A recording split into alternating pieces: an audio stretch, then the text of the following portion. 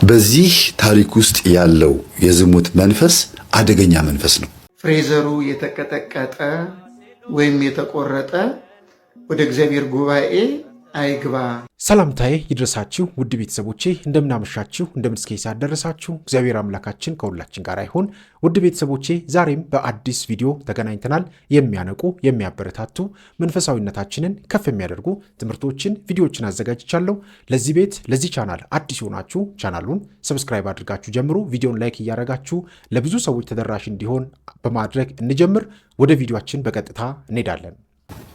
አባት ለስንፈተ ወሲብም ይሁን ለመስተፋቅርም ይሁን ለሌላም ጉዳይ ይሁን ራሱ ላይ ፈቅዶ ወዶ ያስገባው መንፈስ ከመውለዱ በፊት ከሆነ ልጅ ሲወልድ ያው መንፈስ ይጋባል ወደ ልጅ ሲወልድ ከመውለዱ በፊት ከሆነ ከወለደ በኋላ ከሆነ ደግሞ ልጁን ሲያሳድግ ያ መንፈስ ልጁን በቡዳ አይን ያይበታል። ስታድግም ሴት ልጁ በዝሙት አይን ያያታል።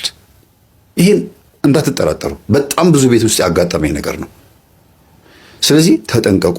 ከአባቷም የመጣ የዝሙት መንፈስ ያያትም ይኖራል ብዬ አስባለሁ። አባትየው መናገር ከብዷቸው ነው እንጂ። ሌላ ሁለተኛ ደግሞ ወንድሟ ከገጠር እህቱን ፍለጋ መጥቶ ጎዳና ላይ ሆኖ እግዚአብሔርን ያተረፈው ተገዶ ሊደፈር ነበር በግብረ ሰዶም። ያም ታናሿ ነው። አስቡት እንግዲህ ያም ከአባቱ የመጣ የዝሙት መንፈስ ነው። የሚገርማችሁ ገጠር ላይ አለኝ ገጠር ላይ አህያ የሚገናኝ የነበረ ጓደኛ ነበረኝ አለኝ። ይኸው ልጅ እኮ ነው አህያ መገናኘት ኖርማል ነው ምናምን የሚሉት ነገር አላቸው። እና ይሄን ጓደኛዬን አንድ ቀን ተደብቄ አህያ ተገናኝቶ ሲመጣ ተደብቄ አለ ባጠኔ ይቀጥቅጥ ያደርጉታል። ጓደኛዬ ስለሆነ ከዚህ ኃጢአቱን እንድንትና ሱሪውን አውልቄ አበተስጋው መታሁት። ሁለተኛ እንደዚህ እንዳታረግ ብዬ እና ጎዳሁት። እና እሱ እንዳይገለኝም ፈርቼ ነው ወደ ከተማ የመጣሁት። እህቴን ፍለጋ ብቻ አይደለም ማለት እና ትምህርቴን ሲሰማ በጣም ይደነገጠው። በኋላ ደግሞ የአባቱ የዝሙት መንፈስ እንዳለ አባትየው ሲናገሩ ሲሉ ደግሞ ሲሰማ በዚህ በግብረ ሰዶም ገጠር ላይም በዚህ ጓደኛዬ ሊያስደፍረኝ ነበረ አለ።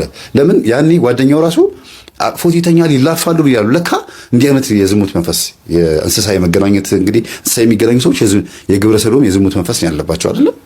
ፈረስ፣ ውሻ ምናምን፣ ዶሮ፣ ፍየል የሚገናኙ አሉ አይደል? ባለፈው አቅርብ ያለው ራሱ የተናገረው ገጠሜ ላይ ልጁን ሰምታችሁታል። እግዚአብሔር ይስጠው ግልጽ በመሆኑ። እዚህ ጋር ስትመጡ ደግሞ ይሄ ጓደኛው ይሄን ልጅ አባብሎ የተላፉ ምን እያሉ ሊገናኘው ፈልጎ ነበር። ያንን ያወቀው ግን አሁን ነው፣ አልተረዳም ነበር በወቅቱ። ይሄ መንፈስ ደግሞ ከአባቴን የመጣብኝ ብሎ አስቧል። እና ጎዳና ላይ አዲስ አበባ ላይ በዚሁ መንፈስ ደግሞ ሊያስደፍረኝ ነበራል። እኛ ላስቲክ ውስጥ መምህር አንተ ከምታስተምረን ከጎዳና ልጆች ውስጥ መካከል አንዱ ልጅ ተደፍሯል አለ። ሌላ ቦታ ላይ ተደፍሮ ነው የመጣው። እናንተ ጋር ይሁን ብሎ መጥቶ አስፈቅዶን ነግረንህ የተቀላቀለውን ታስታውሰዋል አለኝ። አዎ አልኩት። ተደፍሮ ነው የመጣው። የሱ ልጅ አባት ደግሞ የዚህ የተደፈረው ልጅ አባት ደግሞ በኋላ ስለገጠመኝ ሲያወሩ ምን ሲሉ እኔም ታሪኬን ልናገር ብሎ የኔ አባት አለ የተደፈረው ልጅ እህቴን ደፍሮብኛል። በዚህ ተናድጄ ነው ቤተሰቦቼን ጥዬ የወጣሁት። እዚሁ ከተማ ላይ ነው እንግዲህ አስቡት። እህቴን እናቴን ሁሉም ጥዬ የወጣሁት አባቴ እህቴን ሲደፍር ነው። አይቼ ነው እህቴ ስታለቅስ አይቼ አስጠልቶኝ፣ አሁን እናቴ ትናፍቀኛለች ብሎ ልጁ ያለቅሳል። በአባቱ ምክንያት ከቤት ወጣ። ከዛ በኋላ እንዴት ይመለስ? እና ይኸውላችሁ የዝሙት መንፈስ ይከተላል፣ ከአባት ወደ ልጅ ይከተላል። ይሄ ልጅ አባቱ እህቱን ሲደፍር ያየው ልጅ ከአባቱ መንፈስ እንደተላለፈበት ያወቀው ደግሞ እዚህ ጋር ጎዳና ላይ ሲደፈር ነው።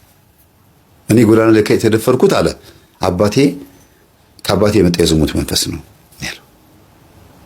እና እንደው ራሳችንን ጠብቅ ቤተሰቦች እባካችሁን። አስቡት ከተማ ላይ መታ ሴተኛ ዳር ሆና እየሰራች እናትና አባቷ ከተማ ላይ መጥተው እየለመኑ ነው የሚሉት ልጃቸውን የሚፈልጉት። አያሳዝንም እንዴ?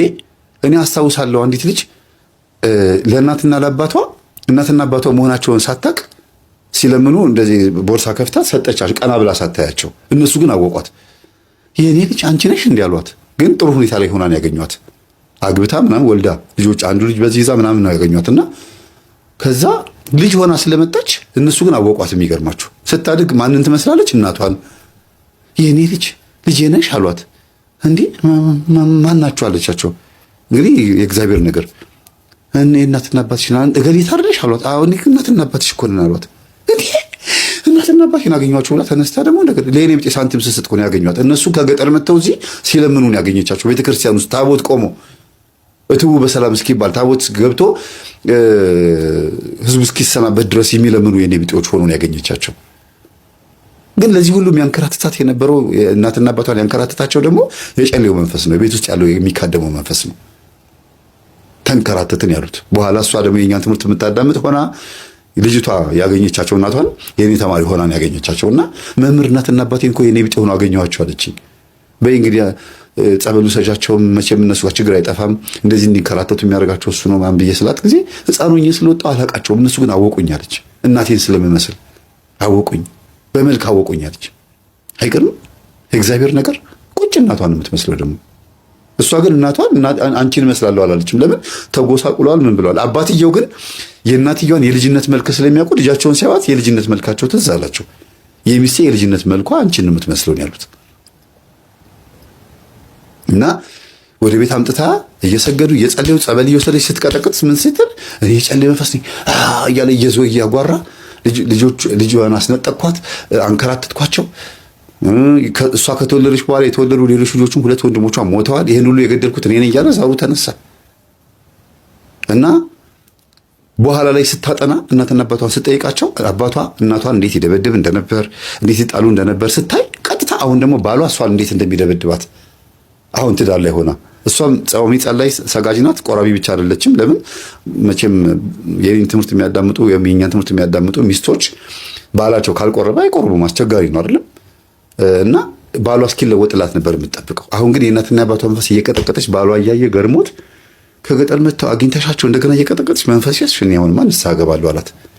አንቺ የምትገርሚ ሰው ነሽ፣ ከባሏ ጋር ምናናቆራት እኛንን ምናባላት እኛንን ብሎ ለፈለፈ እናትየው ላይ ሆኖ በጣም የገረመው ባልየው ባሏ ላይ ሆነን ምንደበድባት እኛንን ብሎ ለፈለፈ። ያ ምንድነው? አባትየው ሚስትየው እናትየዋን ይደበድብ ነበር ያኔ። እንደዛ በሚያደርገው አይነት መልክ እዚህ ጋርም ደግሞ ባልየው ይደበድባታል። ለምን? እሷ ላይ ያለው መንፈስ ያስደበድባት ነበር ባሏ ላይ አርፎ። ለምን ትጾሚያለሽ? ለምን ትሰግጃለሽ? ለምን ልጆቹን ታስቆርቢያለሽ ብሎ ይበሳጭባታል። ይሄ ዛይም ያውል ቄስ ትጮታለች፣ ይሄ ከዝማን ብሎ በጥፊ ይመታታል። ጸሎት ክፍሏን ማምስሉን ይቀዳድድባት ነበር። እንደዚህ የሚያደርግ ነበረ ባልየው። ለካ የራሷ መንፈስ ነው እሱ ላይ አርፎ መልሶ እሷን የሚያስጠቃት። ይሄን ሲሰማ አየህ አብረን እንስገድ ምልህ ለዚህ ነው የኔ መንፈስ ደንግጦ አንተ ጋር መጥቷል፣ ለዚህ ነው እኔን የምትደበድበኝ አለችው። ደግሞ መስገድ ስትጀምር ነው መማታት የጀመረው፣ መጸለይ ስትጀምር ነው። በፊት ዓለማዊ ሆና ሱሪ ለብሳ ታይት ለብሳ ፊቱ ሞንደል ስለምትል በፈለገው ሰዓት የፈለገውን ነገር ያደርጋል፣ አትከለክለውም። አሁን ግን ጾም ነው ምናምን ነው ስለምትለው ዝም ብሎ ይዞ በቃ። እና አንዳንድ ጊዜ ከባድ ነው። ምንም እውቀት የሌላቸውን ባሎችን መከልከል ከባድ ነው። በእርግጥ ግን ደግሞ መንፈሱ ሄዶ ደግሞ የሚመታትን ኮረዶ ምን ታደርጉታላችሁ? እና ባልየውም በዛ አጋጣሚ በቃ በጣም የደነገጠው እኔ እንደዚህ ነገር መሆኑን አላውቅም። አሁን ቀስ ብዬ ትምህርቱን ማዳመጥ ጀምራለሁ፣ አይዞሽ በርቺ፣ ማግዝሽ ነገር ካላላት ገንዘብ ችግር አለብኝ አለችው። ወደ አካውንቷ 100 ሺህ ብር ነው ያስተላለፈላት። ምንም ብር አይሰጣትም፣ አስቤዛ ብቻ ነበር የሚሰጣት። ቤተሰቦችሽን አስተዳድሪ ምን በይ፣ መኝታ ክፍል ለነሱ ይሄን ልቀቂላቸው፣ እቃው ይውጣና ግምጃ ቤት የሚባል እቃ ነበረ፣ እቃ ቤት ነበር፣ እዛ ገብተው እንዲያድሩ ተደረገ። በቃ እናትና አባቷን ከባሏ ጋር አንድ ላይ አሁንም እንደዛው ናቸው። የሚገርማቸው እንደዚህ አይነት ታሪክም አለ። ይሄ ምንድነው ግን የሚያንከራትታት አምጥቶ እዚህ አዲስ አበባ ላይ እንደዚህ ሁሉ የሚያረጋት የነበረው በልጅነቷ ወጣ እንደዚህ እንትን ያረጋው የቤተሰብ የጨሌ የዛር መንፈስ ነው። ስለዚህ ብዙ ልጆች የሚንከራተቱት በማያውቁት ነገር ነው ማለት ነው። በዚህ ነገር ነው። እባካችሁ ንቁ የምንለው ለዚህ ነው። በቃ እነሱን አንወንጅል፣ ግን እነሱን የምናድናቸው እኛም እንዳን ነው እያልኩ ያለሁት። በእነሱ አንፍረድ፣ ግን እነሱም ወደው አይደለም፣ ግን ደግሞ እናድናቸውና እኛም እንዳን። ፍሬዘሩ የተቀጠቀጠ ወይም የተቆረጠ ወደ እግዚአብሔር ጉባኤ አይግባ የሚል አለ እና መጽሐፍ ቅዱሱ የወንድ የመራቢያ አካሉ የተቀጠቀጠ ከሆነ እና የተቆረጠ ከሆነ እንዲህ ያለው ሰው ወደ እግዚአብሔር ጉባኤ አይግባ ሲል ምን ማለት ነው? አንደኛ የሚያመለክተው የተቀጠቀጠ ፍሬዘሩ የተቀጠቀጠ የመራቢያ አካሉ የተቀጠቀጠ የሚለውና የተቆረጠ የሚለው ይህንን ግብር በራሱ ፍላጎት ሰውየው ያደረገው እንደሆን፣ ይህንን ግብር ከምን ተነስቶ ይህን ያደረገው እንደሆን አንደኛ ሩካቤን ሩክስ ነው ከማለት ተነስቶ ልጅ መውለድንም ሩክስ ነው ብሎ ከማሰብ ወይም ከማመን ተነስቶ ስለዚህ ሩካቤ መፈጸም ተገቢ አይደለም፣ ልጅም መውለድ ተገቢ አይደለም በሚል ፐርሰፕሽን ወይም አመለካከት ላይ ሆኖ ይሄን የሚያደርግ ከሆነ ይሄ አስተሳሰቡ በራሱ ኃጢአት ነው። ይሄ አስተሳሰቡ ለምን ጋብቻን እግዚአብሔር የሰራው ነገር ነው። እንድንጋባ የፈቀደው እግዚአብሔር ነው። በራሳችን ፈብርከን ያመጣነው ነገር አይደለም። አንደኛ። ሁለተኛ በጋብቻ ውስጥ የሚገኘውን ልጅ እሱን ደግሞ እንደ ስጦታ አድርጎ ነው ለእኛ እግዚአብሔር የሰጠን። ስለዚህ ልጅን በመጸየፍ መውለድ ሩክስ ነው ብሎ በማሰብ እና ሩካቤን በራሱ ሩክስ ነው ብሎ በማሰብ ይሄን የሚያደርጉ ሰዎች ድርጊታቸው ወደ እግዚአብሔር ጉባኤ እንዲገቡ ከእግዚአብሔር ሰዎች ጋር የእግዚአብሔርን ሕግ ከሚጠብቁት ጋር ህብረት እንዲኖራቸው አያደርጋቸውም። ስለዚህ ይሄ አስተሳሰባቸው በራሱ ኃጢአት ነው የሚለውን የሚያመለክት ነው። ስለዚህ የመጀመሪያው መልእክት ይሄ ነው። ኃጢአት መሆኑን ድርጊቱ ኃጢአት መሆኑን የሚያመለክት ነገር ነው። ሌላው ሁለተኛው ነገር እኛ የእግዚአብሔር ቤተ መቅደሶች ነን። የእግዚአብሔር ቤተ መቅደሶች ስለሆን በእኛ አካል ላይ አካላዊ ጉዳት ሆነ ብለን መፈጸም አንችልም። ስለዚህ ለምሳሌ እኔ ራሴን የኔ አካል ነው ብዬ በድንጋይ ራሴን መፈንከት አልችልም። ያን ማድረግ ከሆነ በራሱ ኃጢአት ነው የሚሆነው። እዚህ ሁለተኛው መልእክት ይሄ ነው። በአንተ አካል ላይ አካሉ የኔ ነው ብለህ ያልተገባ ነገር ማድረግ አትችልም። እግዚአብሔር ነው የፈጠረ። አንተ የራስህ ሳትሆን ራስን በራስ አንተ አስገኝተህ የመጣ ሳይሆን እግዚአብሔር ፈጥሮ ነው የመጣኸው። ስለዚህ እኔ እኮ የኔ ነኝ በእኔ ላይ ስልጣን አለኝ ብለህ በራስ ፈቃድ ተነሳስተ እግዚአብሔር ፈቃድ ስለሰጠ ያን ፈቃድን ተጠቅመ ከእግዚአብሔር ፈቃድ ውጭ የሆነ ነገር በራስ ላይ ብታደርግ ለምን ራስን መምታት እግዚአብሔር አልፈቀደልህም። ከድንጋይ ጋር ራስ እንድታጋጭ፣ ከግንድ ጋር ራስ እንድታጋጭ፣ መርዝ እንድትጠጣ፣ መሰል ነገሮች እንድታደርግ፣ ራስን አንቀ እንድትሞት ፈቃድ አለኝ ስልጣን አለኝ በእኔ ላይ ሰው አይግደለኝ ግን እኔ ራሴን መግደል እችላለሁ ብለህ ያን ማድረግ አትችልም። ይህን ብታደርግ ኃጢአት ነው የሚለውን የሚያመለክት ነው። ስለዚህ ሁለተኛው መልእክት ይሄ ነው። ማንም ሰው በራሱ አካል ላይ ያልተገባን እግዚአብሔር ያልፈቀደለትን ነገር ቢያደርግ ያን በማድረጉ ምክንያት የሚመጣበት ቅጣት አለ የሚለውን ነገር የሚያመለክት ነው። ሶስተኛ አንዳንድ ሰዎች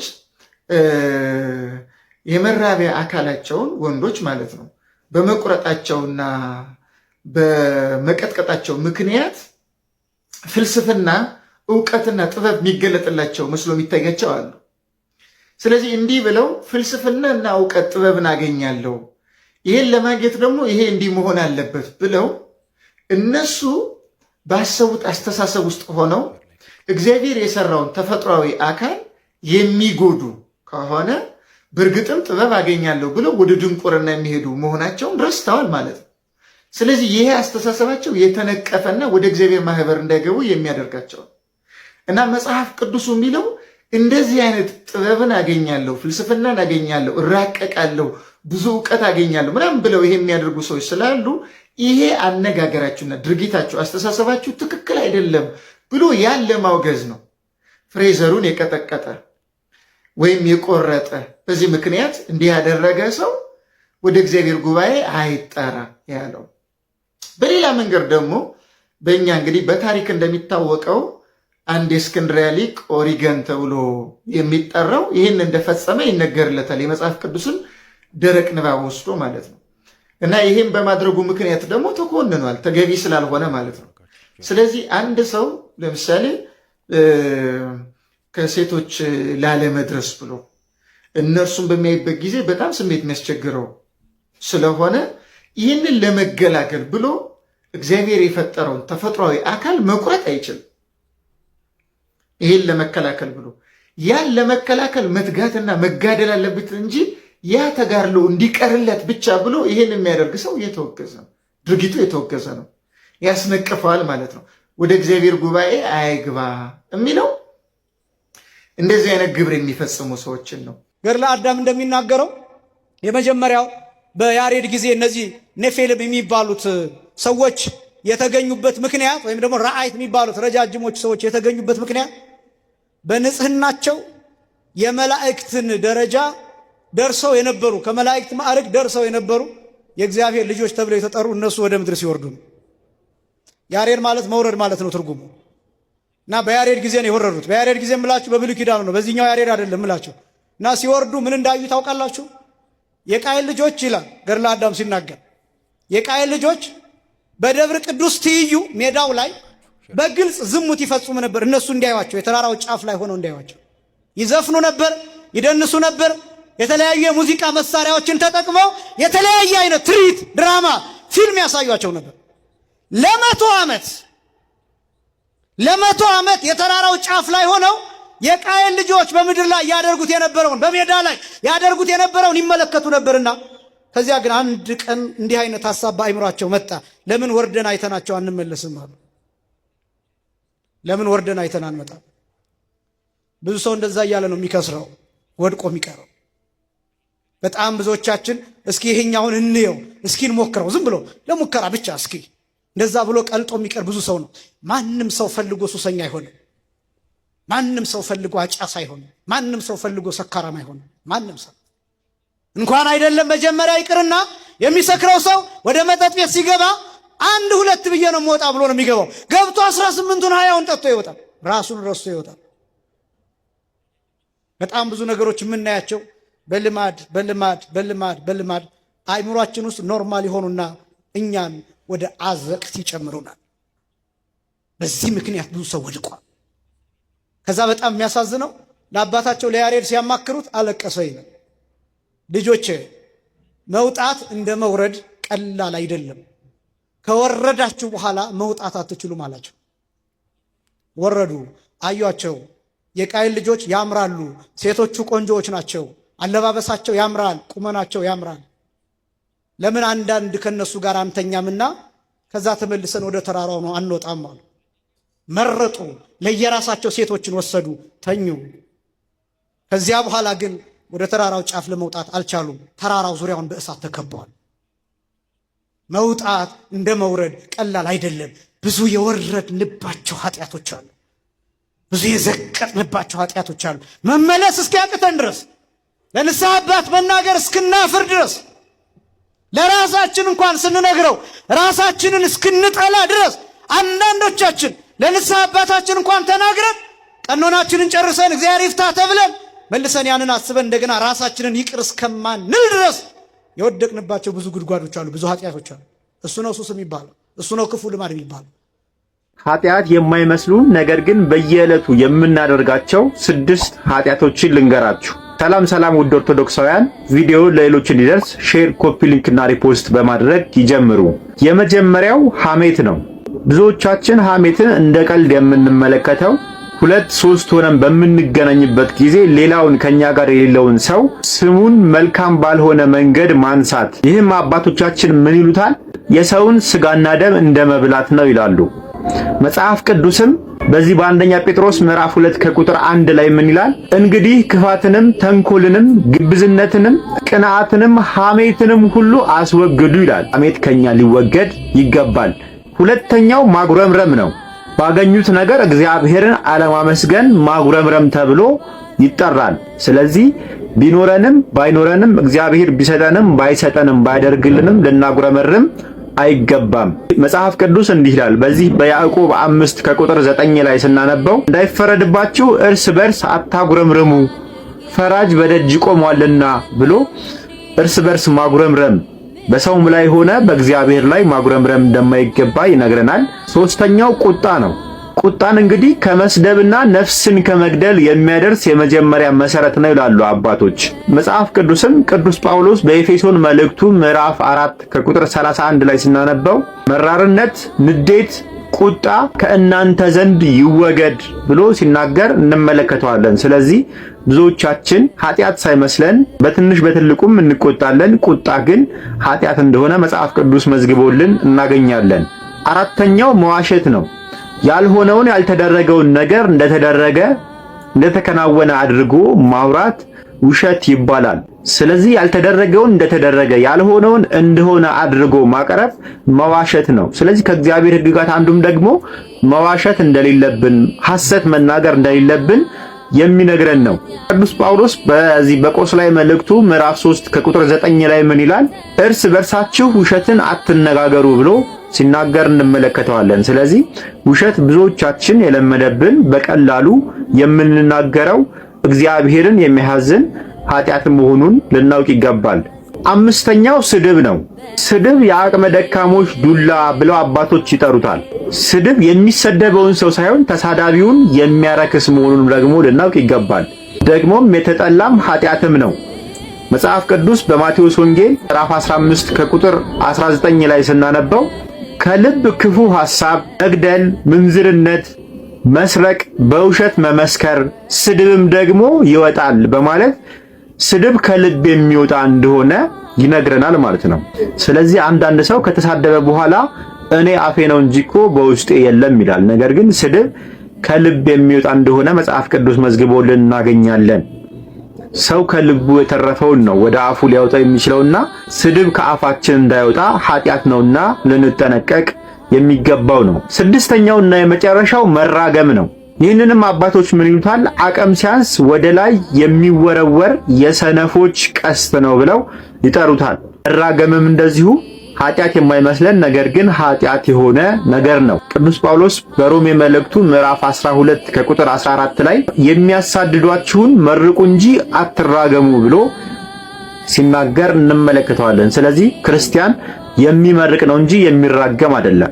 ከነዚህ ከስድስት ነገሮች እንደ አንድ ክርስቲያን በተቻለ መጠን ራሳችንን ልንጠብቅ ይገባል። የሚጸልይ ሰው ደግሞ ቅድም እንደነገሩ ጸሎት አይላላት። ጸሎት ጥያቄ ነው መሆን ያለበት ወይንስ ምስጋና? ጸሎት ጥያቄም ነው ምስጋናም ነው፣ ሁለቱም ነው። የፈጣሪ መቅረቢያ መንገድ ነው። ጸሎት በራሱ ከፈጣሪ ጋር የምታወራበት ቋንቋ ነው። ጸሎት ምንድነው ብቻ ብለህ ከሆነ ጥያቄ ጸሎት ቋንቋ ነው። ከእግዚአብሔር ጋር የምታወራበት ወይም ከእግዚአብሔር ጋር ከፈጣሪ ጋር የሚያገናኝ ድልድይ ነው። አንዳንድ ጊዜ እንጠይቃለን፣ መልእክት እንልካለን። ከዛ ግን መጠየቅ ብቻ ነው የሚሆነው። በቃ እንደዚህ ስጠኝ፣ እንደዚህ አድርግልኝ፣ እንደዚህ ያንን ብቻ ነው የምናደርገውና ከዛ በኋላ ሲመጣም አናየውም፣ መቀበሉንም አናቅበትም። አንዳንድ ጊዜ ደግሞ ማመስገን ብቻ ነው የሚመስለን። በምን አይነት መንገድ ነው ያሳ መደረግ ያለበት? ለምሳሌ በአንዳንድ ነገሮች የሆነ ነገር ወይም ስቶ የሆነ ነገር አጋጥሞ ወይ እግዚአብሔር ብላል ከስንት ጉዳ ወጣህ አስበው አይደለም። ወደ ፈጣሪ ግን ያደረስከው መልእክት ነው። ይህቺም ጸሎት ናት። ጊዜ ሰጥተህ ፈጣሪህን ልታገኝ ፈጣሪህን ልታወራ የምትሰጣት ቦታ ግን በእግዚአብሔር ዘንድ ትቆጠራለች። ለአንተ ሊጨንቅ ይችላል፣ ጊዜህን ሊበላብል ሊወስድብህ ይችላል። ነገር ግን አምነህበት ጸሎት ምን እንደሆነ እስክታውቀው ድረስ ሊመስለን የሚችለው አድርግልኝ ብቻ ነው። አንተ እናልከው ይህን ነገር አምጣልኝ ነው፣ ይህን ነገር ስጠኝ ነው፣ ይሄ ጎደለ ነው። አይ አይደለም። ጸሎት ትልቅ ኃይል አለው፣ በእግዚአብሔር ዘንድ ይቆጠራል። ቅድም እንደነገርኩ የሚጸልይን ሰው ማሸነፍ ይከብዳል ብያለሁ። የሚጸልይ ሰው ደግሞ ምንድነው ብለን አሁንም ደግሞ ከመጣን ከአምላኩ ጋር ቋንቋ ያለው ንግግር ያለው ሪሌትድ የሆነ ሰው ከፈጣሪው ጋር የሚገናኝ ሰው በከፋው በሐዘኑ በተደሰተም ባለበት አሁን ባለበትም ሰዓት ላይ ሮጦ ወደ እግዚአብሔር የሚሄድ ሰው ለእግዚአብሔር መልእክት ያቀርባል። እግዚአብሔርም ጸሎቱን ይሰማለታል። አልሰማም ብሎ ደግሞ ማያማርር ሰው መሆን አለበት። ጸሎቴን እግዚአብሔር አልተቀበለኝም፣ ይህን ነገር ብጸልይ እግዚአብሔር ጋር አልደረሰም ወይም ለገሌ ሰተህ ለኔ ሰተህ ነሳኸኝ የሚል አንደበት ያንተ መሆን አይገባም። እግዚአብሔር በልክ የሚሰፋ አምላክ ነው። የጠበበህን የሚያነሳል፣ የሰፋህን በልክ የሚያጠብልህ እግዚአብሔር ብቻ ነው። ስለሰጠኝም ስለነሳኝም ስላደረገልኝ ነገር ተመስገን ብለህ ነው ይሄን ቋንቋ ማወቅ ያለብህ። አሁን ለመጀመሪያ ጊዜ በቃ ጸሎት ማድረግ አለብኝ ብሎ አንድ ሰው ወደዛ ሲገባ አለው ማለት ከንቱ ውዳሴ ይሆናል አይደለ? ስለዚህ ጸሎትን ከምንድነው መጀመሪያ ያለብኝ ማለት ካለሁበት ነገር ድሃ ልሆን እችላለሁ፣ ሀብታም ልሆን እችላለሁ፣ ባለጠጋም ልሆን እችላለሁ። መጽሐፍ ቅዱስ ሲናገር ጌታ ሆይ ሁለት ነገርን ካንተ ሻለሁ፣ ሳልሞትም አትከልክለኝ፣ ከንቱነትና ሐሰተኛነትን ከኔ አርቃቸው፣ ድህነትና ባለጠግነትን አትስጠኝ፣ ነገር ግን የሚያስፈልገኝ እንጀራ አትከልክለኝ ይላል። ስለዚህ ምን ታደርጋለህ? ምንም ነገር ላይ ልሆን እችላለሁ፣ የትኛውም ቦታ ላይ ልሆን እችላለሁ። የመጀመሪያው ቀን ሊሆን የሚችለው እግዚአብሔርን ከመፍራት ነው።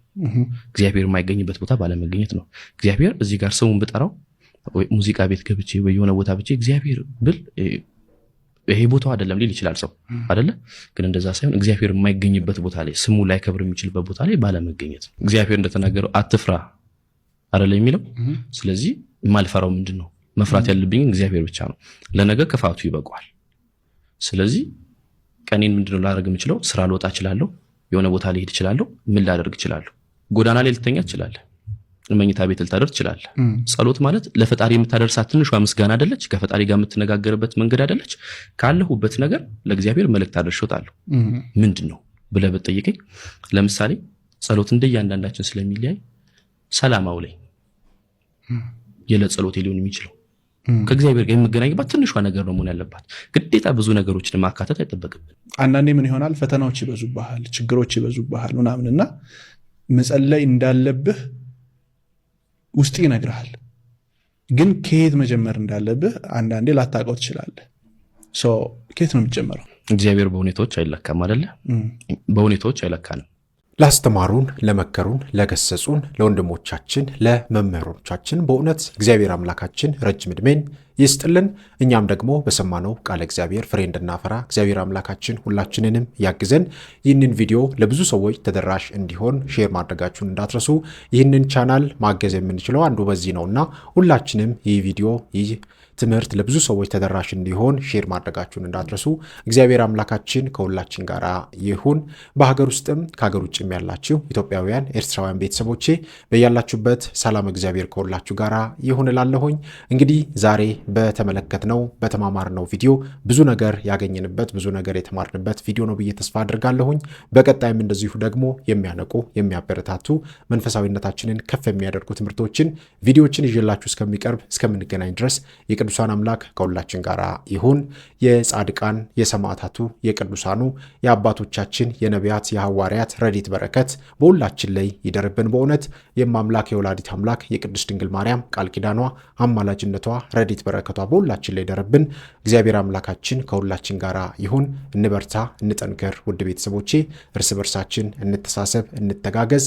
በያለንበት ሁላችንም እርስ በርሳችን መተሳሰብ መተጋገዝን እንዳንረሳ በጸሎት እንበርታ። እግዚአብሔር አምላካችን ሁላችንንም ያግዘን። ይቆየን። አሜን።